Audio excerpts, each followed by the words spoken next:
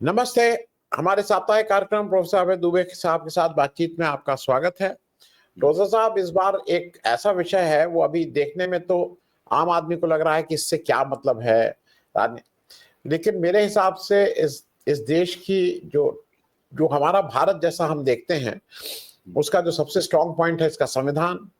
संविधान से देश चलना चाहिए, और उस संविधान को ठीक से चलाने के लिए और इस देश को संविधान सम्मत चलाने के लिए जो सबसे बड़ा जो जरिया है वो है इलेक्शन। और वो इलेक्शन निष्पक्ष हो, लेवल प्लेइंग फील्ड हो, सब लोगों को समान अवसर मिले, इसके लिए एक इलेक्शन कमीशन नाम की चीज है। अभी बिहार में जो एक इलेक्शन कमीशन ने, मतलब ये कहां से उनको एकदम ये दिमाग में आई उनको, और उन्होंने एक मतदाता सूची को फिर से रिवाइज करने की बात कही। अजीब अजीब लॉजिक दे रहे हैं कि 1 जनवरी 2003 का हमने कट ऑफ रखा है, 7 करोड़ 90 लाख वोटर थे उसमें। आज की तारीख में 1 जनवरी 2003 के बाद अब 2 करोड़ 90 लाख करीब नए जुड़ गए हैं, और उन केवल उन्हीं वोटरों को नहीं, पुराने वोटरों के लिए भी वो बहुत सी चीजें मांग रहे हैं। और मेरा अपना जो अनुमान है, जो मैं भी, हम और आप भी हैं, कि अगर मुझसे ही आके मेरा लड़का आज की तारीख में मुझसे कुछ इस तरह के पत्र मांगने लगे जिसमें मेरे डेट ऑफ बर्थ और प्लेस ऑफ बर्थ हो, तो मैं भी अपनी इस स्थिति में न हूं कि मैं अपना दे पाऊं, मेरे माँ बाप का तो छोड़ ही दीजिए। ये कैसा खेल है। और ये इलेक्शन कमीशन का काम नहीं। वो कह रहे हैं मैं इसलिए ये कर रहे हैं कि इलीगल इमिग्रेंट्स आ गए हैं। तो क्या ये इलेक्शन कमीशन का काम है कि इलीगल इमिग्रेंट्स को वो पकड़े? ये क्या देश की और एजेंसीज हैं और लोगों का काम है? मैं जरा इस पे शुरुआत इसी से करना चाह रहा हूं कि ये अगर चुनाव आयोग और भाजपा, मैं भाजपा जानबूझ के बोला, जिसके फ्रंटल ऑर्गेनाइजेशन की तरह चुनाव आयोग काम कर रहा है, अगर ये सफल हो जाते हैं तो इन सब चुनाव तो बेमानी है, फिर तो कोई चुनाव का कोई मतलब ही नहीं रह जाएगा। मैं इसी से शुरुआत करना चाह रहा हूं। अभय भाई, अगर आप क्या समझे हैं और ये कितना इंपॉर्टेंट है हमारे लोकतंत्र की रक्षा के लिए? देखिए, पिछली बार मतदाता सूचियों का जो सघन पुनरीक्षण हुआ था, इसी शब्द का इस्तेमाल किया है चुनाव आयोग ने, सघन पुनरीक्षण। मतदाता सूचियों का जो सघन पुनरीक्षण हुआ था वो 2003 में हुआ था। चुनाव आयोग का तर्क यह है कि 2003 में जो मतदाता सूचियां आई थी उसके बाद बिहार, केवल बिहार के स्तर पर 2.93 करोड़, यानी 3 करोड़ से 7 लाख कम वोटर जो हैं वो और जुड़े हैं। अब 2003 में जिन लोगों के नाम मतदाता सूची में थे, वहां से उनको छोड़ दिया जाए। 2003 के बाद से अब तक जो 2.93 करोड़ वोटरों के नाम जुड़े हैं, उन वोटरों से चुनाव आयोग उनके पास जाएगा और उनसे ये पूछेगा कि आपके पास ये 11, उसने एक सूची बनाई है जिसमें 11 किस्म के सर्टिफिकेट हैं। इन 11 सर्टिफिकेट में कोई एक हो तो दिखा दीजिए, या जो हम फॉर्म दे रहे हैं उस फॉर्म में उसको भर दीजिए, उसके साथ उसको अटैच कर दीजिए, तो आपका नाम मतदाता सूची में रहेगा। अगर आप उन 11 को नहीं कर पाए तो आपका नाम मतदाता सूची में से निकाल दिया जा सकता है। यानी अगर वो 2.93 करोड़ वोटर चुनाव आयोग की मांग के मुताबिक वो दस्तावेज नहीं दे पाए तो वो देश के मतदाता नहीं रह जाएंगे। ये बहुत ही ठोस बात बता रहा हूं, इसके पीछे और क्या बात है वो बाद में आएगी। अब ऐसा नहीं है कि बिहार में 1 साल बाद चुनाव होना है या 2 साल बाद चुनाव होना है। बिहार में नवंबर में चुनाव होना है, अक्टूबर में उसकी अधिसूचना जारी हो जाएगी। ये जुलाई के महीने की आज शायद 5 तारीख है। हाँ, 5 तारीख जुलाई के महीने की है। अब आप सोच लीजिए, जुलाई का महीना, अगस्त का महीना, सितंबर का महीना, केवल 3 महीने बीच में है। ये सारी प्रक्रिया 3 महीने में पूरी हो जानी है। अब बिहार के वोटरों में से किसी को यह भरोसा नहीं है कि उसका नाम मतदाता सूची में रहेगा या नहीं रहेगा। ऐसी स्थिति में बिहार में चुनाव का माहौल गर्म है। सारी पार्टियां अपनी अपनी पेशबंदी कर रही हैं। लगभग सब पार्टियों की रणनीति को अंतिम रूप दे दिया गया होगा। मैं तो ये मानता हूं कि लिस्टें भी बन गई होंगी, किसको टिकट दिया जाना है, किसको नहीं टिकट दिया जाना है। ऐसी स्थिति में बिहार के मतदाताओं और उनकी नुमाइंदगी करने वाले राजनीतिक दलों के मन में एक संदेह पैदा हो गया है, एक बड़ा सवालिया निशान लगा हुआ है। और ये सवालिया निशान केवल विपक्ष के लिए नहीं है, ये मानना गलत है कि केवल ये विपक्ष के लिए है। चुनाव आयोग की इस प्रक्रिया का असर सभी पार्टियों पर पड़ेगा। शायद बिहार के संदर्भ में सबसे कम जिस पार्टी पे असर पड़ेगा वो है भारतीय जनता पार्टी, क्योंकि भारतीय जनता पार्टी एक ऐसी पार्टी है जो ऊंची जाति, माना जाता है कि ऊंची जातियों का समर्थन उसको प्राप्त है। ऊंची जातियां पढ़ी लिखी होती हैं, वो रिकॉर्ड कीपिंग करती हैं, वो अपने दस्तावेजों को, अपने सर्टिफिकेट्स को, इन सब अपने सनद को, प्रमाण पत्रों को, सबको संभाल के रखती हैं, सुशिक्षित होती हैं, उनको इस तरह की ट्रेनिंग होती है, उनके पास पैसा होता है, समय होता है, लोग होते हैं इस काम को करने के लिए। जबकि बाकी जो समाज है बिहार का, प्रकारांतर से सारे देश का भी, लेकिन बिहार का जो समाज है उसके पास इस प्रकार का न कोई प्रशिक्षण है, न कोई सुविधा है, न इस तरह की आदत है।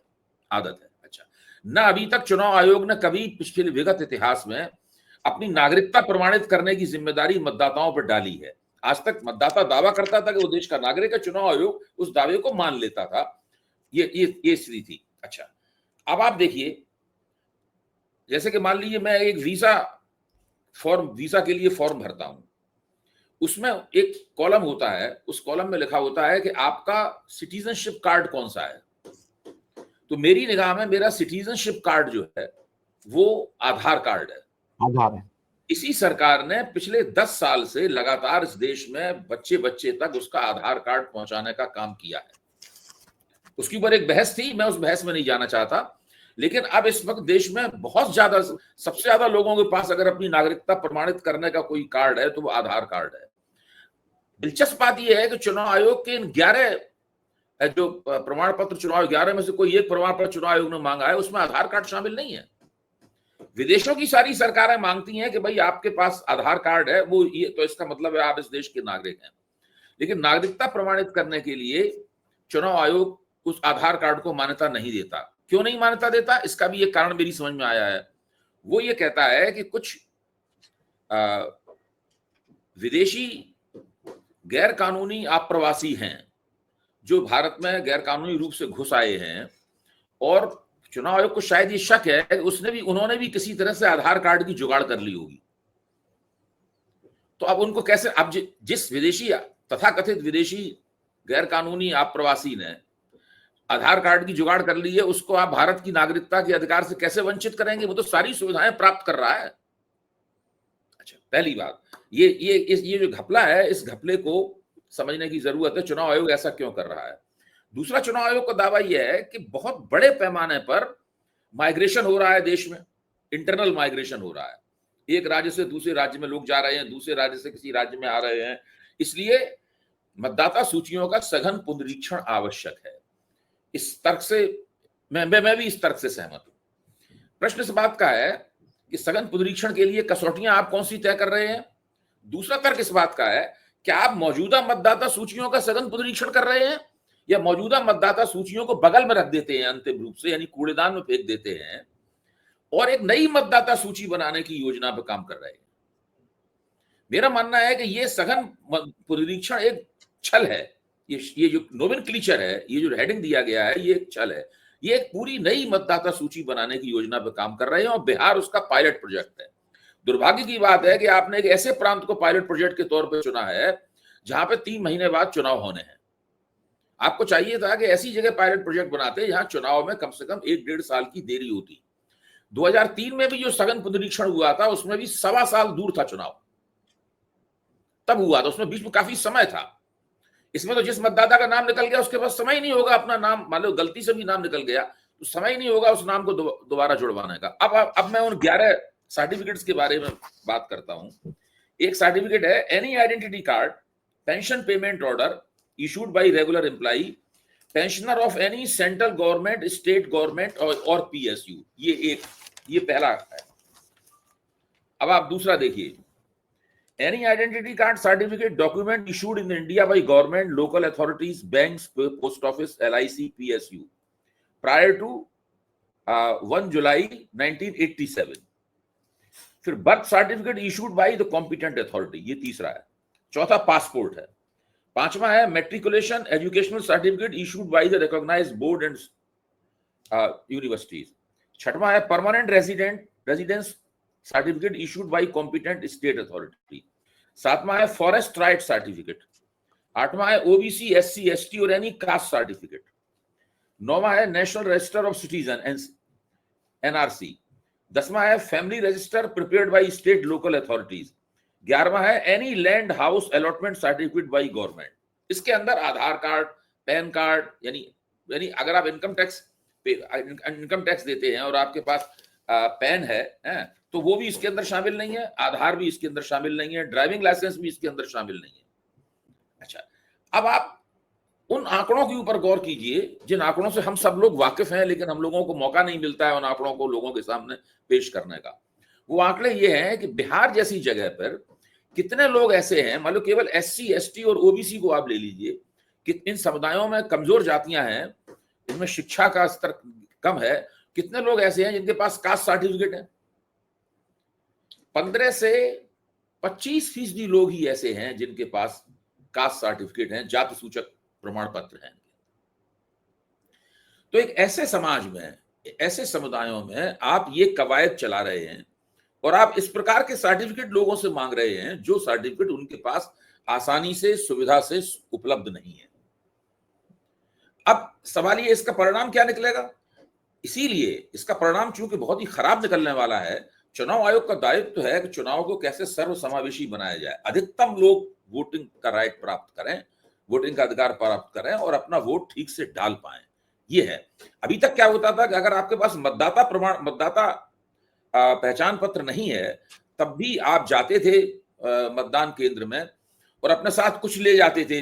उसका विकल्प था, आप आधार कार्ड ले गए, आप इलेक्ट्रिसिटी का बिल ले गए, आप कुछ और इस तरह की कोई चीज ले गए जिससे आप अपनी उपस्थिति, आप फलानी जगह रहते हैं, आपके पास एक पता है, तो उसके आधार पे बाहर जो बैठा हुआ व्यक्ति होता था, अधिकारी होता था, वो मतदाता सूची में आपका नाम ढूंढ के बता देता था कि आप फलाने बूथ में चले जाइए और वहां अपना वोट डालाइए।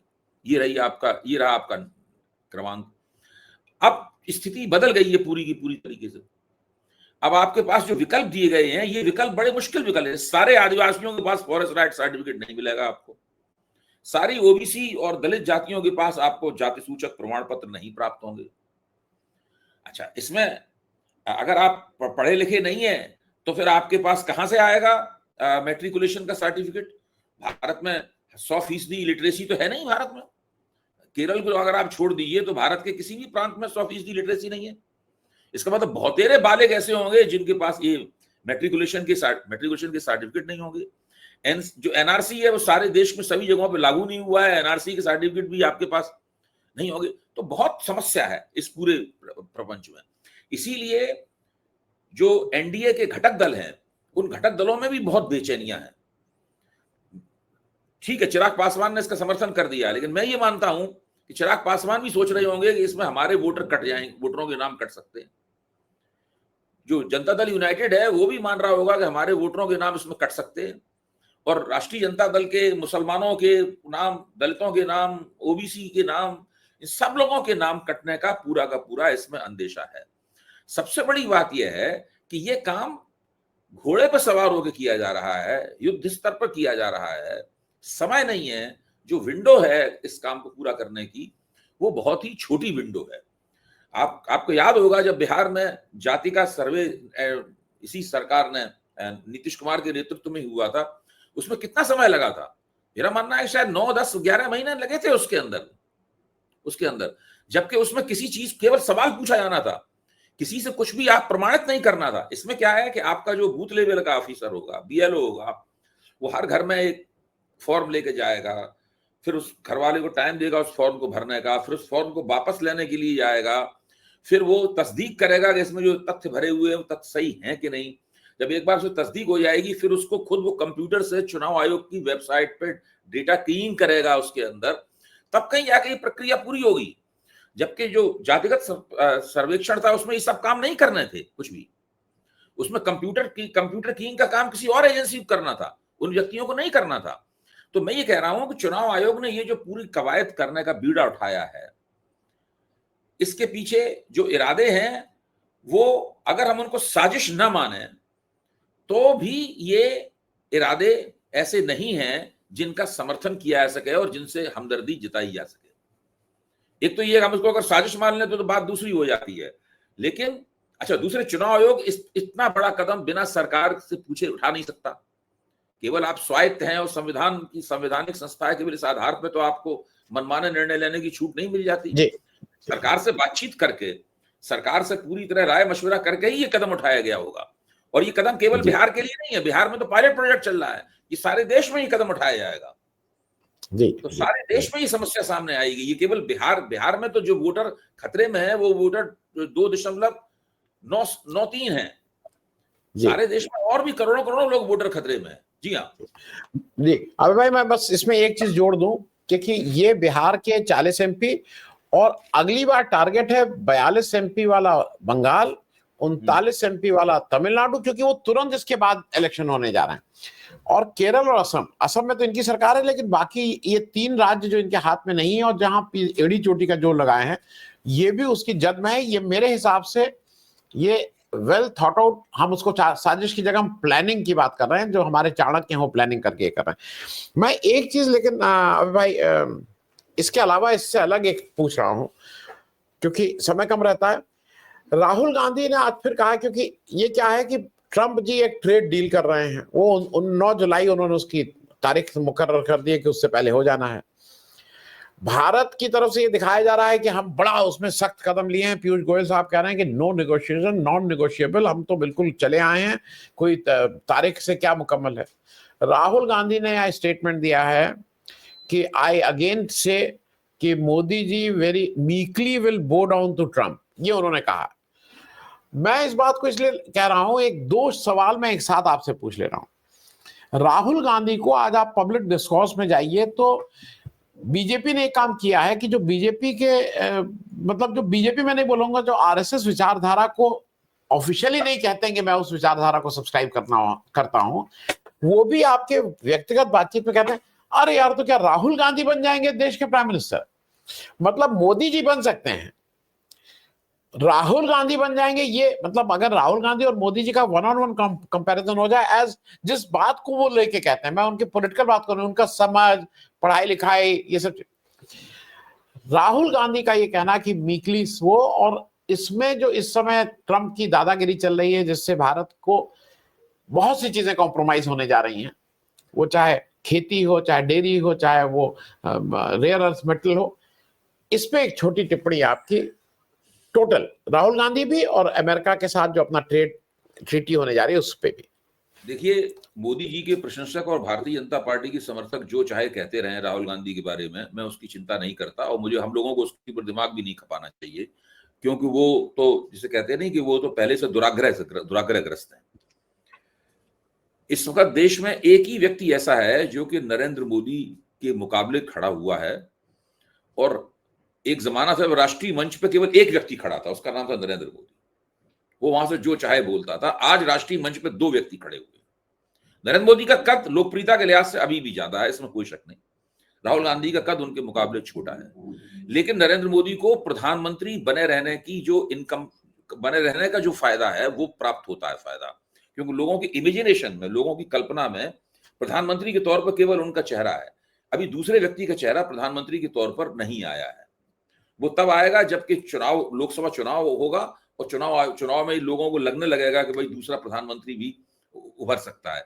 इसलिए भी लोग इस तरह की बात करते हैं। लेकिन राहुल गांधी की लोकप्रियता में जितनी बढ़ोतरी पिछले लोकसभा चुनाव के पहले से उनकी, राहुल गांधी ने जो भारत जोड़ो यात्रा निकाली थी उससे हुई है, वो अपने आप में असाधारण है।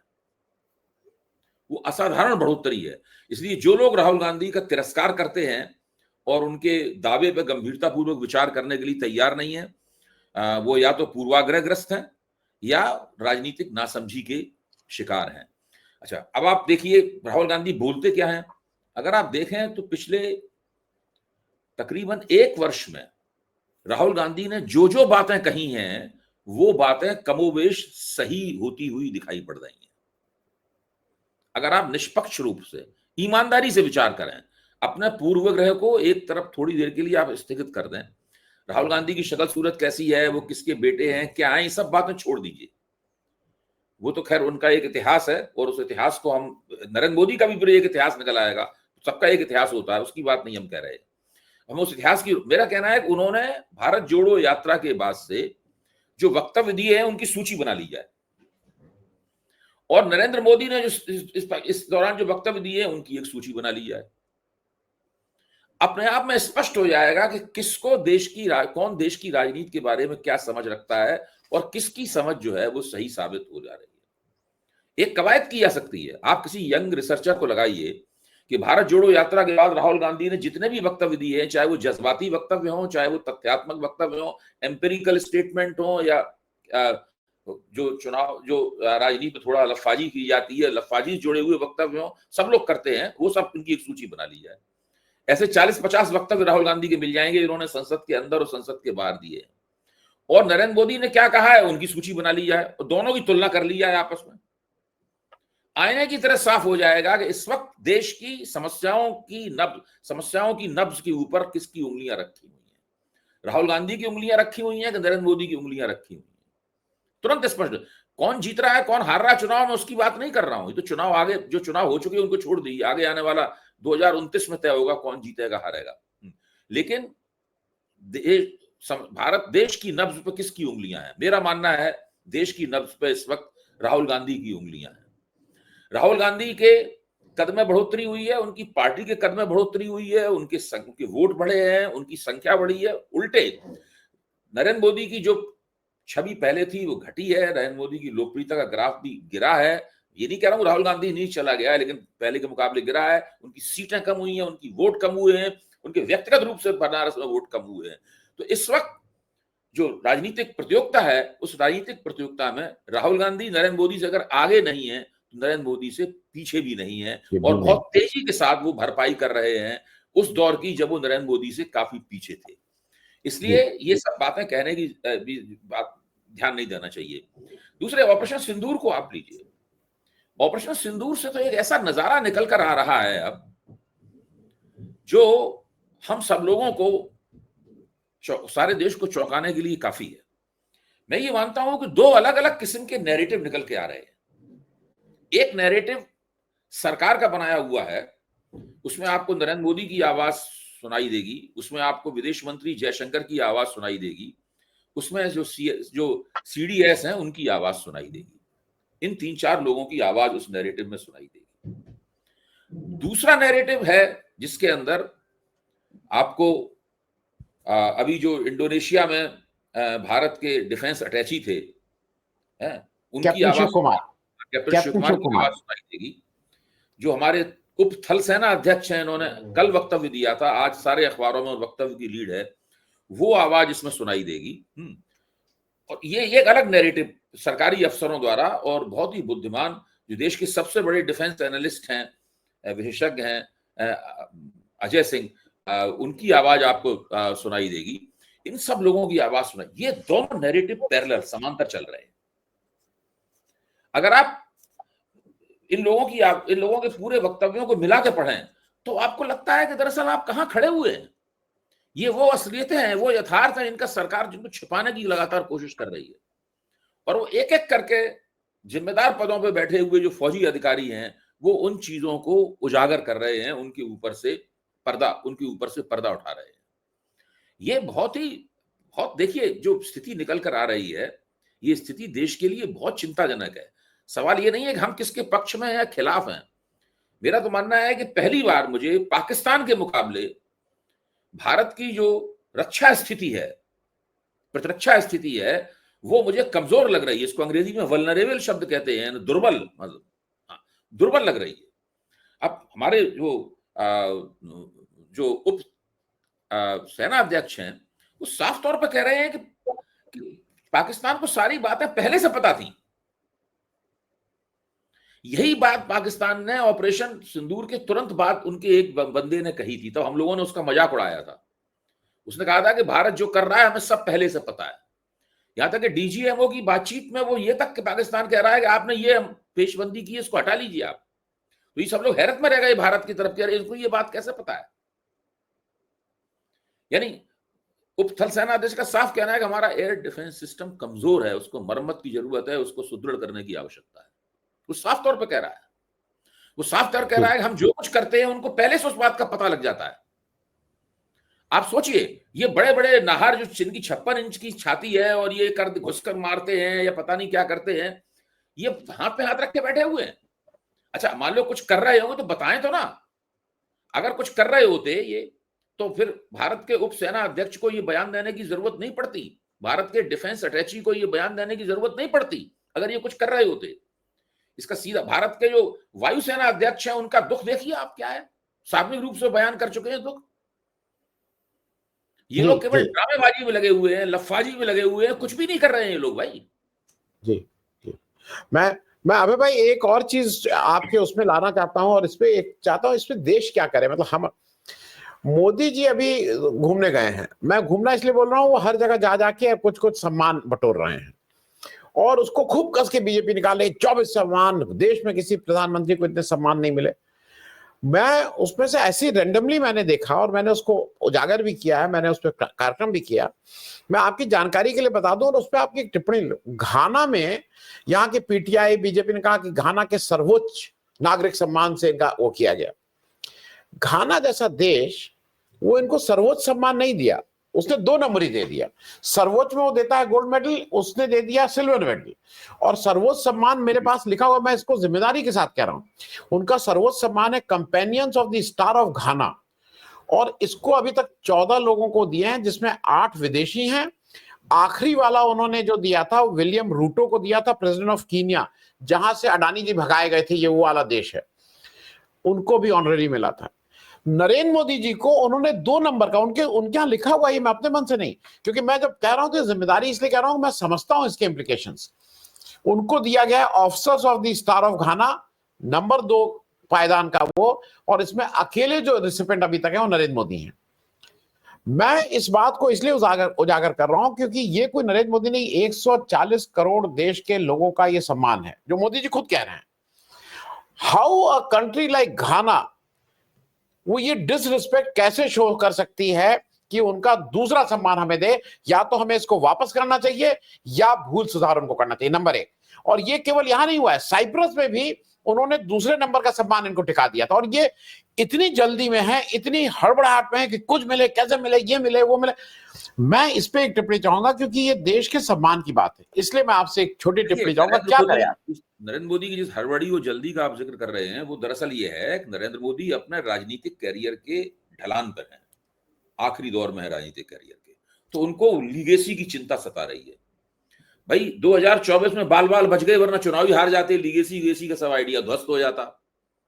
वो तो जरा से बच गए बाल बाल, वरना मान लो 50 सीटें अगर और कम हो जाती तो अभी विपक्ष में बैठे होते, या कहीं रिटायर हो गए, किसी प्रधानमंत्री को एक जो बंगला मिलता है उस बंगले में अपना आखिरी वक्त गुजार रहे होते। तो वो उन मोदी जी की समझ में आ गया है कि राष्ट्रीय स्वयंसेवक संघ से हमारा जो एक अलिखित कॉन्ट्रैक्ट है, वो कॉन्ट्रैक्ट भी एक्सपायर होने जा रहा है।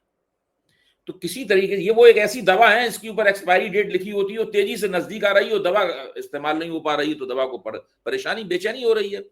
तो नरेंद्र मोदी किसी न किसी तरीके से अपनी लीगेसी बनाना चाहते हैं, इसीलिए वो दिन रात विदेश यात्राएं कर रहे हैं और छोटा मोटा जो भी सम्मान हो उसको बटोरने में लगे हुए हैं। खैर, उनको हम उनके हाल पे छोड़ते हैं, इस पर हम ज्यादा, मेरा कहना है कि अगर घाना उसको सर्वोच्च सम्मान ही दे देता उनको, या साइप्रस उनको सर्वोच्च सम्मान ही दे देता, तो उससे भारत के ऊपर क्या फर्क पड़ता? मेरा प्रश्न ये है, क्या वो लोग भारत के स्वर में स्वर मिलाकर पाकिस्तान की आतंकवाद को प्रोत्साहन देने वाले देश के रूप में पाकिस्तान की निंदा करते? दुनिया का ऐसा कौन सा देश है उसने मोदी जी को सम्मान दिया हो या ना दिया हो, उसके सर्वोच्च नेता मोदी जी के साथ गले मिले हो न मिले हो, जो भी हो, मोदी जी के साथ उन्होंने सहभोज किया हो या न किया हो, मैं जानना ही चाहता हूं कौन सा ऐसा देश है जो भारत के ही लहजे में पाकिस्तान को क्रॉस बॉर्डर टेररिज्म का जिम्मेदार देश मानता है। देखिए, क्रॉस बॉर्डर टेररिज्म की निंदा करना एक अलग बात है, भारत के ऊपर पहलगाम में जो हमला हुआ, रक्तपात हुआ, उसकी निंदा करना एक अलग बात है, और भारत के इस अधिकार का समर्थन करना कि वो आतंकवाद का प्रतिकार करने के लिए एक एक कार्रवाई कर सकता है, ये एक अलग बात है। लेकिन उसको पाकिस्तान के साथ जोड़ना एक बिल्कुल अलग बात है। इस वक्त दुनिया में कोई भी ऐसा देश नहीं है, रूस भी नहीं है, जो भारत के स्तर के पक्ष, भारत के स्तर में स्वर मिलाता हो। कहीं भी नहीं हो रहा है। इस मामले में भारत पूरी तरीके से अकेला पड़ गया है। चाहे वो मोदी को सम्मान देने वाले हो, ये बिल्कुल मोदी जी अपनी लीगेसी, जो बिल्कुल जब कोई आदमी रिटायर होने को होता है तो तरह तरह के जितने भी मोमेंटो मिलते हैं सब घर में अलमारी में सुरक्षित रखता जाता है दिखाने के लिए है। ये केवल उसी प्रकार की कवायद चल रही है, एक हास्यास्पद कवायद है, शर्मनाक कवायद है, जिसका देश की विदेश नीति से, देश की रक्षा नीति से, देश की गृह नीति से और देश की अर्थव्यवस्था से, उसकी सुदृढ़ता से उसका कोई भी संबंध नहीं है। भारत इस वक्त कमेटी ऑफ नेशंस जो है उसमें भारत दुनिया में अकेला खड़ा हुआ है। भारत के पक्ष में जो वक्तव्य दिए जा रहे हैं वो सारे वक्तव्य वो नहीं है जिनकी भारत को जरूरत है। अभी देखिए क्वाड का वक्तव्य आया। क्वाड क्या है? क्वाड में ऑस्ट्रेलिया है, क्वाड में जापान है, क्वाड में यूनाइटेड स्टेट्स ऑफ अमेरिका है और भारत है। इन 4 देशों का ग्रुप है क्वाड। उन्होंने वक्तव्य दिया है, उसमें भी उन्होंने पाकिस्तान का जिक्र नहीं किया उन्होंने, लेकिन बड़े घुमा फिरा के खबर छापी गई कि पाकिस्तान की तरफ इशारा है। अरे भाई इशारा क्यों है पाकिस्तान की तरफ?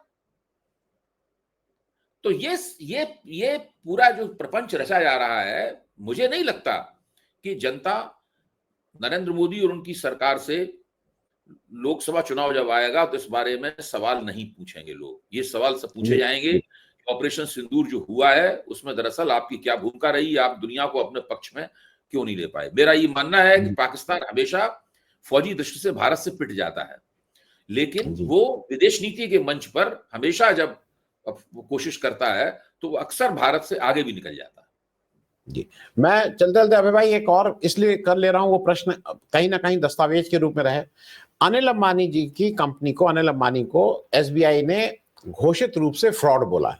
अब वो घोषित रूप से बोला है और ये बात मैं इसलिए दस्तावेज के रूप में इसको दर्ज कर रहा हूं, ये वही अनिल अंबानी हैं जिन्होंने जो करीब 50,000 करोड़ रुपया डकार गए हैं, कुछ 400 रुपए में उसको सेटल करके 400 करोड़ में सेटल करके इधर उधर हो गए।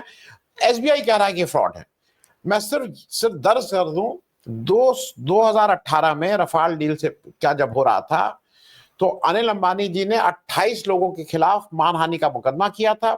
उसमें 8 पॉलिटिकल लोग थे, कांग्रेस के ज्यादा थे, उसमें संजय सिंह भी थे, आम आदमी पार्टी के सुरजेवाला सब लोग थे और 20 मीडिया संस्थान थे।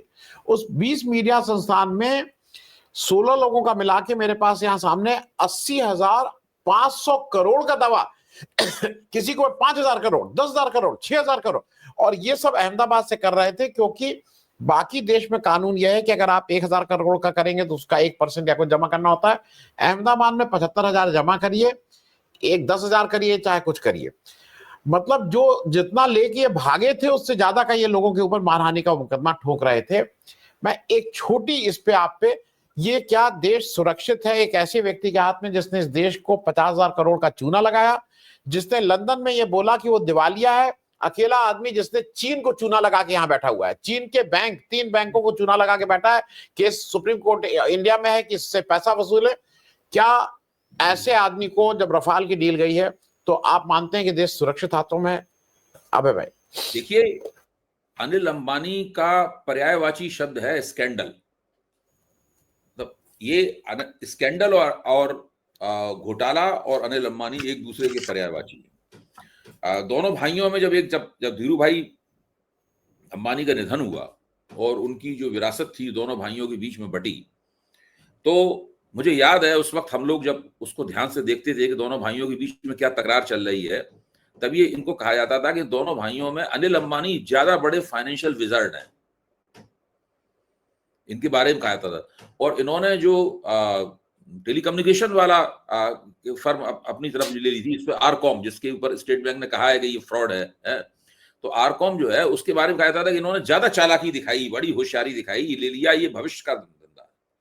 हम लोगों ने भी उनका सेलफोन खरीदा था, आरकॉम का सेलफोन हम लोगों ने भी खरीदा था, जिसके अंदर चिप जो है उसी का हिस्सा होता था, आप चिप निकाल नहीं सकते थे, मतलब चिप समेत वो फोन रहना था या नहीं रहना। हाँ जी। तो वो अब इनकी पोल पूरी तरह खुल चुकी है, इनका भंडा फूट चुका है और इन्होंने भारत का जो करदाता है उनका पैसा खाया है। इसके बावजूद पहले भी स्टेट बैंक इनको फ्रॉड घोषित कर चुका है, तभी सुप्रीम कोर्ट से राहत ले आए थे, अब दोबारा फिर इनको फ्रॉड घोषित किया गया है। इसके बावजूद मोदी सरकार ने जो राफेल निर्माता फ्रेंच कंपनी है दसों के साथ इनका जोड़ बनाया और इनको मेंटेनेंस का ठेका दिया गया। ये चीज। और बाद में राफेल विमान गिर गए, 10 कंपनी आरोप लगा रही है कि मेंटेनेंस ठीक नहीं हुआ। 2 आरोप है 10 कंपनी के, मेंटेनेंस सही नहीं हुआ, दूसरा आरोप है कि पायलटों को सही ट्रेनिंग नहीं दी गई। उस पर वो अपना ऑडिटर भेजना चाहते थे। अगर उनका वो ऑडिटर आता, भारत सरकार ने उसकी इजाजत नहीं दी, रक्षा मंत्रालय ने इजाजत नहीं दी, अगर ऑडिटर आता और जांच करता तो इनकी कंपनी पकड़ी जाती, जो मेंटेनेंस का ठेका इनको दिया गया था। तो ये एक बहुत बड़ा स्कैंडल है। और कभी कोई सरकार, ये सरकार तो कभी जांच करेगी नहीं, निष्पक्ष रूप से जांच करेगी तो ये सब लोग हथकड़ी बेड़ी में लगे हुए नजर आएंगे। जी, चलिए अभय भाई, बहुत बहुत धन्यवाद आपसे बातचीत करने के लिए। और मैं एक दर्शकों की जानकारी के लिए बता दूं, ये अपने मुकेश अंबानी के ऊपर भी 2008 में इन्होंने 10,000 करोड़ का मानहानि का मुकदमा कर दिया था। ये तो किसी को भी कहीं पे भी कर देते हैं, तो ये इनकी फितरत है, दोनों भाइयों की फितरत है। सब एक, मेरे हिसाब से तो दोनों एक ही थाली के चट्टे बट्टे हैं। वो पकड़ गए हैं तो इसलिए वो फ्रॉड कहला रहे हैं, जो नहीं पकड़े गए हैं वो तो साफ हैं ही। Thank you so much for joining, बहुत बहुत धन्यवाद अभय भाई।